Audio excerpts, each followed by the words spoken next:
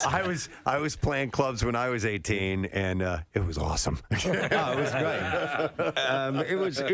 It was really funny when we had to share a dressing room with the stripper on a Sunday. Oh my God! I've waited a long time to meet this gentleman, ladies and gentlemen, from Def Leppard, Mr. Rick Allen. Yeah, fantastic. Was here this morning. Very nice introduction. Thank you, sir. I have been waiting to meet you for a long time, a couple of reasons, and I'll stop fanboying all over you. But number one, I'm a drummer, have been since I was a kid. I knew that. And number two, you knew that? Yeah. You could tell you got the vibe. Yeah. Number two, I believe the Pyromania tour was the second rock concert I ever saw. So you go way back to my very beginning days of experiencing live rock music, and I vividly recall that show. Now you're scarred for life. Nah, I'll forever remember it. It was in St. Louis. It was the Pyromania tour, and man, I was just blown away by the performance. It was excellent, and it just ushered me into wanting to go to more concerts and experience that whole live thing. I play better now. You do play better now? I think so. And I've seen you in the years since. I'd seen Def Leppard after your accident and losing a limb, which for a drummer, that's a little bit of an issue. But it at least ruins your day, right? It was a little inconvenient. Yeah. But I remember being intrigued, hearing that you were coming back, and I understood using trigger pedals how that could be done. Essentially, your left foot becomes your snare drum, and I was, why I was bummed out, other than the significant pain and issues you went through of losing your left arm, was that you were one of the few rock guys that used a traditional grip. That's true. Not anymore. Yeah. Well, not anymore. But I mean, it was like you and Stuart Copeland and Carl Palmer, and that was pretty much it. No, it was cool. I mean, you started young playing the drums, and then was it your mother who helped you place an ad or respond to an ad from Def Leppard at that time? You were 14? 15? No, I was playing with the local bands from about the age of 10. 10? And then at the ripe old age of 14, I was going to quit the business. And you'd had enough. I'd had enough. I was, For now. And I remember coming home one day and saying, "Mom, I don't want to do this anymore." And she found this article in the newspaper, in the local newspaper, and it said Leopard loses skins, and we called. And a couple of days later, I met with Joe and Steve at a local club, and I went for an audition and got the gig. It was really 14. funny. Yeah, at 14, and then I joined Def Leppard around about my 15th birthday. Oh my God. What was that like? And I'm sure you guys were playing bars, clubs, and things like that at that time. Now in the UK, is that much of an issue, having a 15-year-old in a bar and a band? Because here they'd have a problem with it. It wasn't so much of a problem, Okay. but I had to sort of stay out of the way, Yeah. Get other people to buy beer for me. There you go. I was 18. Yes. I was playing clubs when I was 18, and it was awesome. Oh, it was great. It was really funny when we had to share a dressing room with the stripper on a Sunday. Oh my God!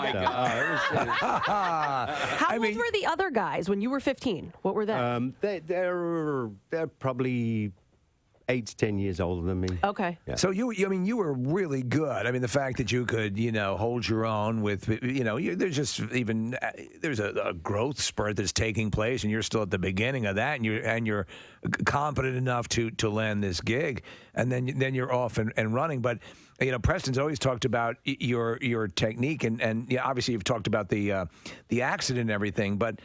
One of the best Behind the Musics, which used to be a great series on VH1. I was a Def Leppard fan before, but it appeared to me that the band's commitment to you and vice versa was that to me is that's the story to tell, is that you don't leave your friends. You stick with it, and the fact that they did, and you've produced 10 times what anyone could hope is the story. It still has to amaze you now as you look back at how it could have gone. It's really nice of you to say. It was really family support from the guys in the band, and just people reaching out from all over the world. Yeah. Like, I got letters from so many places, like encouragement. And really, I discovered the power of the human spirit. And once you know, I got that, there was no stopping me. Yeah, You know? yeah. I just wanted to succeed. Ripped jeans coming back as a fashion statement when Joe Elliott perfected the art of it back in the days of Def Leppard. Yeah. Does that mean officially old when these styles start to come back around that you helped create? Isn't it great? Oh, man. No, it is cool. No, funny story. I went on stage one night, and the guys, they're always like making fun of me, whatever.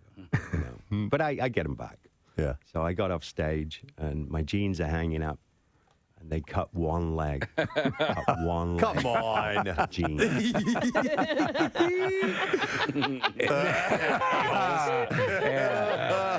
You must have the largest collection of What one you arm. were going to say then? The largest genitals. No, of you know, you've heard every you know, one arm, one hand, every sort of joke you could get, right? I'm sure, you know. There's one or two. Yeah, one or two. How long after your accident was it okay for the guys to start? Because listen, part of being in a band, part of being in a group, any small group like ourselves, Yeah. like the show, is having fun with each other and being able to joke and give each other a hard time. How soon after that accident were they starting to have fun with that? Pretty much immediately. Pretty much Immediately. Yeah. Yeah, it was wishful thinking, but you know, Yeah. jokes like one arm and three legs, and Right. That's a brotherhood thing. So, is, you it know. is. I do remember shortly after, and you made your return to the stage, that I remember seeing pictures because I used to get the rock magazines and all that stuff. And there would be people, there were amputees that would just line up, just could not wait to meet you. And you kind of became, I mean, hero might be too strong of a word, or a spokesperson for people who have had similar situations like that. Were you a little overwhelmed by that at first, or no, I could Okay. I could identify with people, and I think it was really cool because people felt like they knew me and they could trust me. You had a commonality. Yeah, and I took that, you know, a stage further. I do a lot of work with our wounded warriors, and actually a portion of the proceeds from the artwork always goes to our warriors. The Raven Foundation? Yeah, Raven Drum Foundation. Right. As the legend goes, the producer, Mutt Lang, was, you know, key and critical to you. Is that been overblown, or was... No, not overblown at all. Yeah. He really inspired me. Just an amazing musician, incredible, you know, songwriter, arranger. Question: what is your favorite song that you guys have created?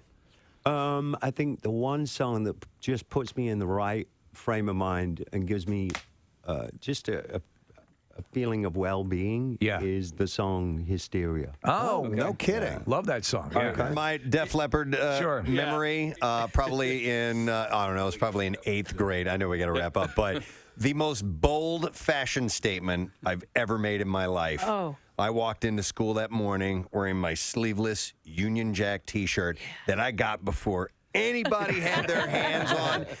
I'd taken a family trip to San Francisco, and there it was in a shop, and I'm like, oh my God.